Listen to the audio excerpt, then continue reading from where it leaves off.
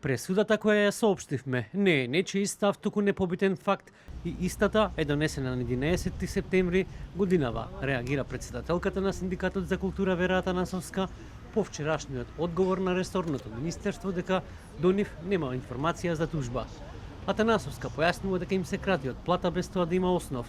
Потенцира дека на овој начин Министерството за култура и туризам покажува игнорантски однос и го повикуваат министерот Зоран Љутков да се информира за ресорот кој го води и конечно да застани зад вработените од културата. На сето тоа ни кажува има судски постапки, судот како ќе реши, така ќе се постапува.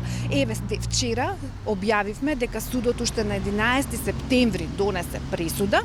Така да сега веќе имаше време од 11 септември да се седне на маса и да се разговара што понатака, бидејќи тие 800 и повеќе тужби, секој ден стануваат се повеќе тужби, бидејќи ние доставуваме и нови тужби со финансиско побарување за разлика во плати.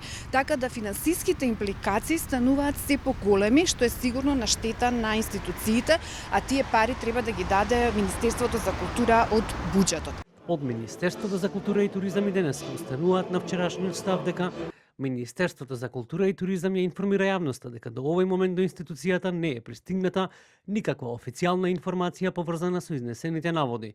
Министерството нема никакви конкретни сознанија ниту за тоа за која институција се однесуваат истите.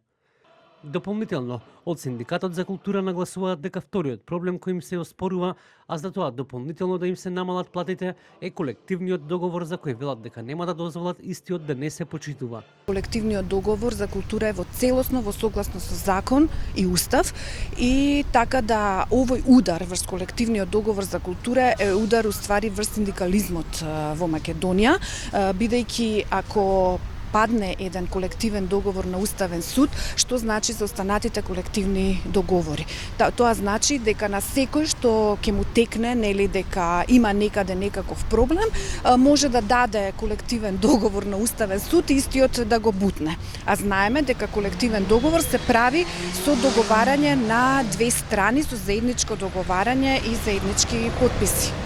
Синдикатот тврди дека Министерството за култура и туризам и покрај судската одлука продолжува да носи незаконски решенија со номинални износи наместо законска формула, чие кроење го прават истите службеници во минатата и во сегашната власт. Со над 1500 членови биле поднесени над 1000 преговори. Од нив повеќе од 200 приговори беа усвоени од управните одбори на институциите, додека за 800 приговори што не беа усвоени, синдикатот поведе судски постапки.